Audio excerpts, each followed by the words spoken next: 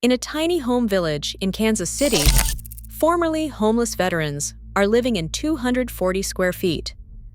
That is the size of a single-car garage. But walk inside one, and your brain says the space is twice as big as it actually is.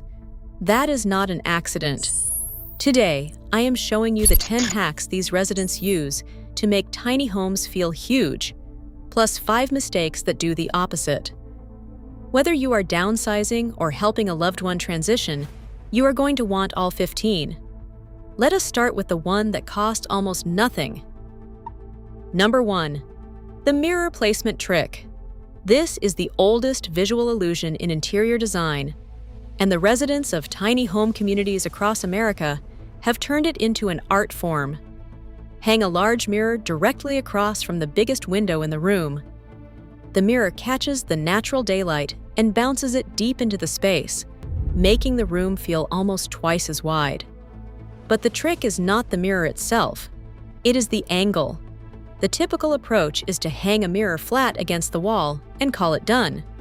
Veterans in the Kansas City village figured out that tilting the mirror just slightly, about 5 degrees, catches light from a lower angle and sends it further across the ceiling. The whole room opens up. A full-length mirror from a thrift store runs about $3 to $5. One resident grabbed a broken dresser mirror from a donation bin, cleaned it up, and mounted it with 2 dollar store picture hooks. Total cost was under $2. The visual difference was dramatic. If you have ever walked through an apartment that felt weirdly spacious for its size, this is probably why. Real estate stagers use the same trick in studio apartments and small condos all the time. It works at any scale, but this next hack does something a mirror cannot. It actually changes how your brain reads a wall. Number 2. Vertical garden walls. Counter space is sacred in a tiny home. Every inch matters. So instead of lining the kitchen window with potted herbs, some residents hang a cloth shoe organizer on the wall near the window and fill each pocket with soil and small plants. Basil in one pocket, mint in another, a little succulent in the next. It does 2 things at once. First, it gets greenery off the counter entirely, freeing up space for actual meal prep. Second, it makes the wall feel alive, like the room has depth it did not have before. Your brain processes a wall full of small green plants differently than it processes a blank, flat surface. It reads as outdoor space, even though you are still inside a 240 square foot home. The shoe organizer costs about $4 at any discount store. The soil and starter plants run maybe another $10. For under $15, the entire wall transforms from dead vertical space into something that makes the room feel connected to nature. Several residents have taken this even further and added trailing plants like pothos vines along a high shelf near the ceiling, so the greenery cascades down and creates the illusion of a much larger, much more open space. This one is perfect for anyone with a small kitchen or even a narrow hallway. If you have a bare wall near a window, you already have everything you need. And if you thought reclaiming wall space was clever, wait until you see how much floor space this next hack gives back. Number 3. The Murphy bed revolution. A Murphy bed, the kind that folds up flat against the wall, frees up roughly 40 square feet of floor space during the day. In a 240 square foot home, that is a massive percentage of your total living area suddenly available for working, exercising, or just sitting down without feeling cramped. What makes this different from a typical fold-up bed is the do-it-yourself approach. Several veterans in tiny home villages have built their own using reclaimed lumber, basic hinges, and a YouTube tutorial. The whole build costs under $200 and takes a weekend. Compare that to a commercial Murphy bed that runs from $1,500 to $3,000. And the psychological impact matters too. When the bed disappears, your brain stops registering the room as a bedroom. It becomes a living room, an office, a studio. That mental shift changes how the space feels entirely, This applies even if you are not in a tiny home. A guest room that doubles as an office with a fold-up bed suddenly works twice as hard. A studio apartment with a Murphy bed feels like a one-bedroom during the day. Now, the next hack is not about furniture or design at all. It is about discipline. And it is the one that separates the people who thrive in small spaces from the ones who struggle. Number 4. The one-in, one-out rule. Every single veteran I have researched who thrives in tiny home living follows this rule without exception. If something new comes in, something old goes out. Buy a new jacket, donate the old one. Get a new book, pass the last one to a neighbor. Pick up a kitchen gadget from the donation center. Get rid of one you already own. This is not minimalism for the sake of looking trendy. This is survival math. In 240 square foot living space, 3 extra items on the counter, and 2 boxes by the door can make a room feel half its size overnight. Veterans have a genuine advantage here because military deployment teaches you to fit everything you need into a single duffel bag. That discipline transfers directly to tiny living. One former Army sergeant described it as a mental reset. In the field, you carry what you need and leave everything else behind. When he moved into his tiny home, he applied the same thinking. Every object had to justify its presence. If it did not serve a function at least once a week, it went to the shared donation bin at the outreach center next door. If you have ever helped a parent clean out a house after decades of living there, you know how emotional that process gets. This rule prevents that buildup from ever starting. One in, one out. Simple. And it works in a 240 square foot tiny home or a 2,000 square foot house, but the people who struggle are the ones who never adopt this rule. We will talk more about that in the mistakes section. This next hack, though, might be the most creative one on the entire list. Number 5. Underfloor hidden storage compartments. Several tiny home designs, including the ones used in the Veterans Community Project villages, feature removable floor panels that reveal shallow storage compartments underneath. Think of it like a trapdoor for your seasonal clothes, extra blankets, or rarely used kitchen appliances. The floor looks completely normal when the panels are down. You walk on it, put furniture on it, nobody knows it is there. But lift a section, and suddenly you have 10 to 15 cubic feet of storage that takes up zero visible room. One resident stores his entire winter gear collection under the floor near the front door. Boots, heavy coat, gloves, thermal layers. When spring comes, all of it vanishes beneath his feet. The room looks exactly the same all year round. This is a brilliant concept for anyone dealing with seasonal storage. Even in a regular-sized home, a raised platform in a closet or mudroom with removable panels underneath can hold an entire season of gear without cluttering a single shelf. Now, this next trick costs almost nothing, but it changes the feel of a room more than almost anything else on this list. Number 6. The color psychology trick. Walk into a tiny home painted in dark colors, and your brain immediately registers it as smaller than it actually is. Dark walls absorb light. They pull the room inward. Walk into the exact same floor plan painted in white or soft gray, and your brain adds footage that does not exist. This is not opinion. This is basic color psychology used by hotel designers and real estate stagers around the world. And the residents of tiny home communities have caught on. Light walls, light ceilings, and one single accent color on a small feature wall. Maybe a pale blue or a sage green. The budget hack here is paint samples. You do not need to buy a full gallon to test 3 colors. Grab sample pots, paint test strips on the wall, and live with them for a few days before committing. One veteran told an interviewer he tested 7 different whites before finding the one that made his 240 square feet feel like a small apartment instead of a storage unit. If you are thinking about repainting a room in your own home, especially a smaller bedroom or a cramped bathroom, This single change can make the biggest visual difference for under $20.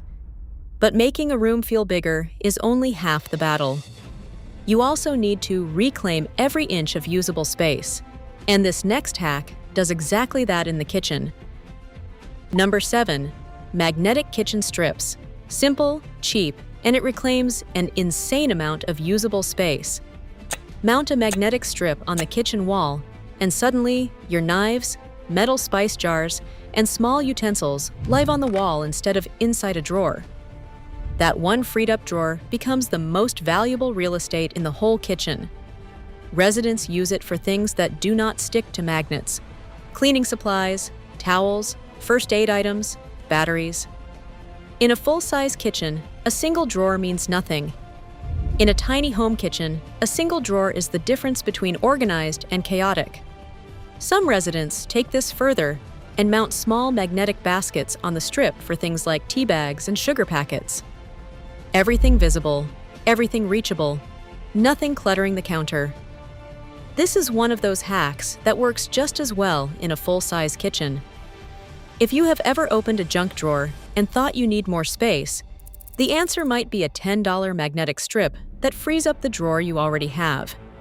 And this next philosophy ties all the physical hacks together into one overarching strategy.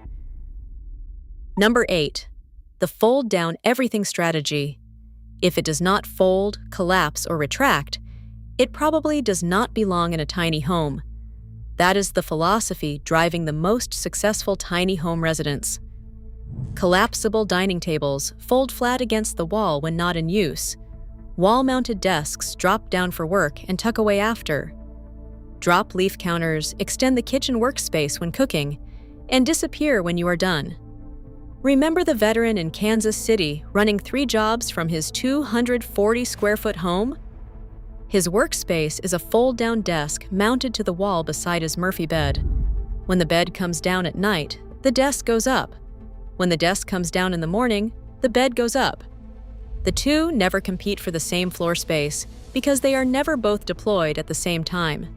Think about that principle in a guest room, a craft room, or even a laundry room in your own house. A fold-down table turns dead wall space into a workspace when you need it, and vanishes when you do not. Now, if these hacks have been useful, I want to mention something. I put together a free guide called the Veteran's Blueprint. It includes a room-by-room measurement checklist for small spaces, a state-by-state directory of veteran housing programs, and 3 additional storage solutions that did not make it into this video because they need diagrams to explain properly. The link is in the description below. This next hack is the one that changes how the whole space actually functions day to day. Number 9. Outdoor living extensions. The smartest tiny home residents do not just optimize the inside, they expand outward. A covered porch, even a small one at 6 by 8 feet, adds 48 square feet of usable living space. In good weather, that porch becomes the dining room, the reading nook, the social space where neighbors actually sit down and talk. In the Veterans Community Project villages, the porches serve a purpose that goes beyond square footage. They are where community happens. Neighbors sit outside their tiny homes and share leftovers, pool grocery runs, and check in on each other. One veteran said the porch changed his entire experience because it meant he could have company without anyone entering his personal living space inside. Some residents have added simple canvas awnings, string lights, and a folding chair setup that turns a concrete slab into a genuine outdoor room. Total cost is usually under $50. The usable living space nearly doubles in warm months. If you have a small patio, a narrow balcony, or even a covered front step, this same thinking applies. A folding bistro table and 2 chairs can turn a neglected slab into a morning coffee spot that makes your whole home feel bigger. Number 10. Community resource sharing. And this final hack is the one that ties everything together. It is also the one that only works in a community setting. Instead of each resident owning a full set of tools, a vacuum cleaner, a stepladder, and a drill, the community shares them.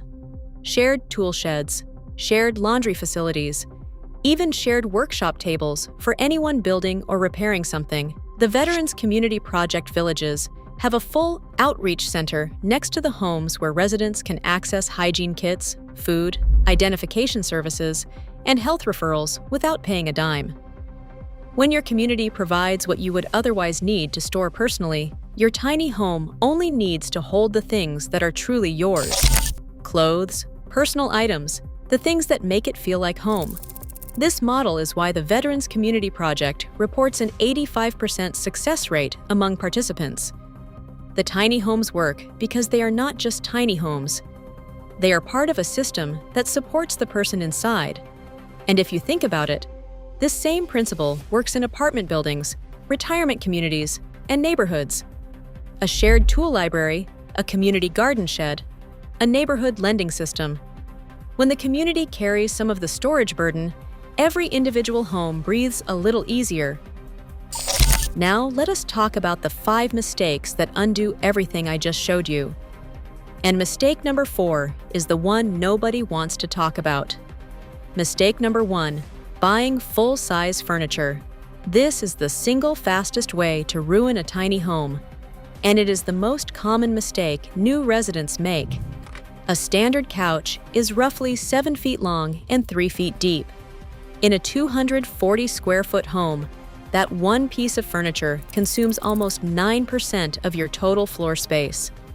Add a full-size bed, a regular dining table, and a traditional dresser, and you have basically furnished yourself into a corner with no room to walk. The problem is habit. When you have lived in regular apartments or houses your whole life, you shop for furniture based on what looks normal. But normal-sized furniture in a tiny home is a disaster. One veteran described dragging a full sofa through his tiny home doorway, getting it inside, and realizing he could no longer open his refrigerator door all the way. The couch went back out the same day. The fix is to measure the actual footprint of every piece of furniture before it enters the home. A love seat instead of a couch. A bistro table instead of a dining table. A narrow chest of drawers instead of a wide dresser. Every 6 inches, you save compounds across every piece in the room. This same mistake happens constantly when people downsize from a family home into a smaller apartment or condo. Measure the new space first, always. But even if the furniture is the right size, this next mistake can still make the whole room feel like a closet. Mistake number 2, blocking natural light with heavy curtains. Dark, thick curtains in a tiny home are a disaster.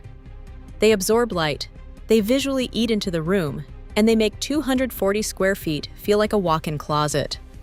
Several tiny home residents admitted to hanging blackout curtains out of habit from their previous living situations, and immediately noticing the space felt smaller and more depressing.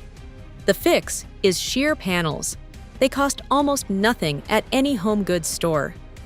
They let light pour in, and they still provide basic privacy. Tension rods, sheer fabric, done. If total darkness is needed for sleeping, use a removable blackout panel that clips on and off rather than heavy drapes that hang permanently. Swapping heavy curtains for sheer panels is one of the easiest upgrades in any small room, whether it is a tiny home, a small bedroom, or a bathroom with a window that always felt dark. Now this next mistake is the one that hides in plain sight. People walk right past it every single day. Mistake number 3, ignoring vertical space above eye level. Look at the wall in any small home, and there is almost always dead space between the top of the cabinets and the ceiling. That gap is usually 8 to 12 inches of pure wasted real estate. Floating shelves installed in that zone can hold books, decorative items, or storage bins that keep seasonal items out of the way without consuming any floor area. Ceiling hooks are another overlooked solution.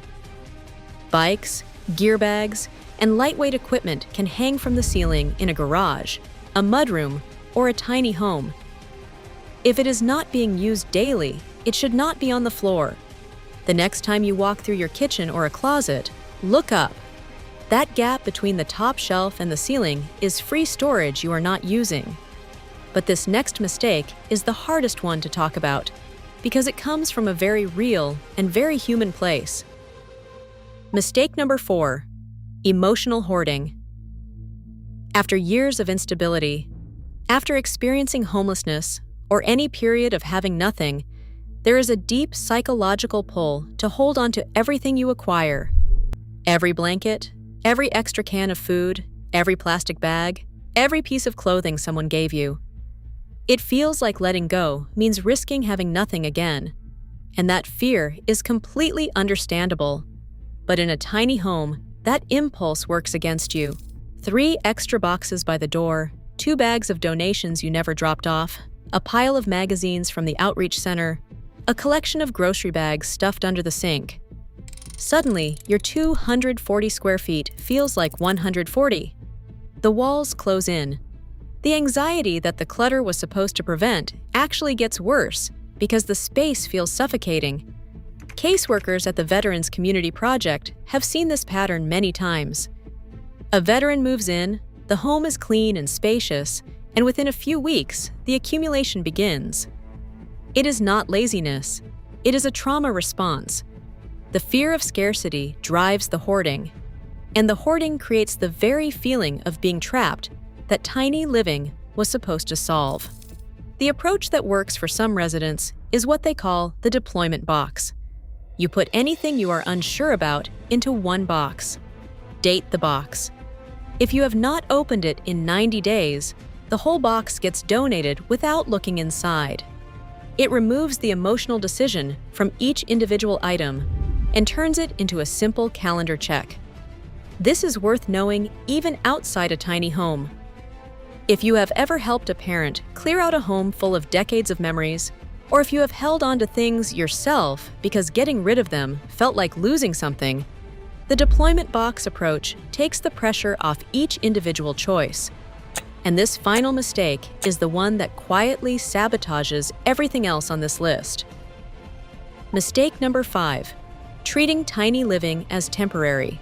When someone moves into a tiny home and refuses to invest in organization, refuses to buy hooks and shelves and proper storage, refuses to paint the walls or hang a mirror because they think they will be out soon, the home stays in chaos. Chaos in a tiny space is exponentially worse than chaos in a full-size house. There is nowhere to hide it.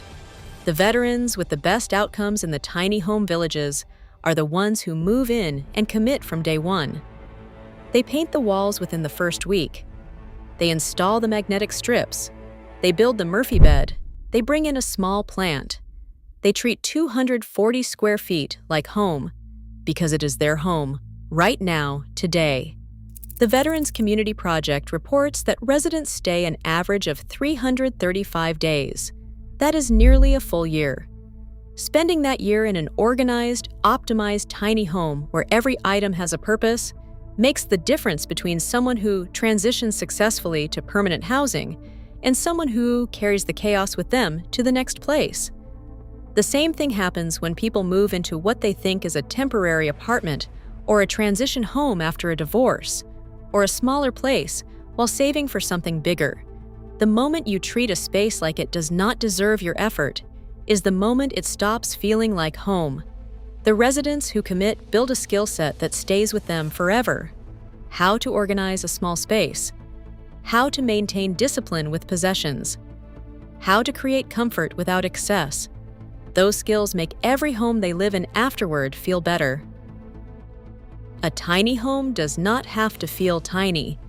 With the right tricks, the right discipline, and the right community around you, 240 square feet can feel like more than enough. If this opened your eyes to what is possible with small space living, the video on screen right now goes deeper into how these tiny home communities are changing lives across the country. I will see you in that one.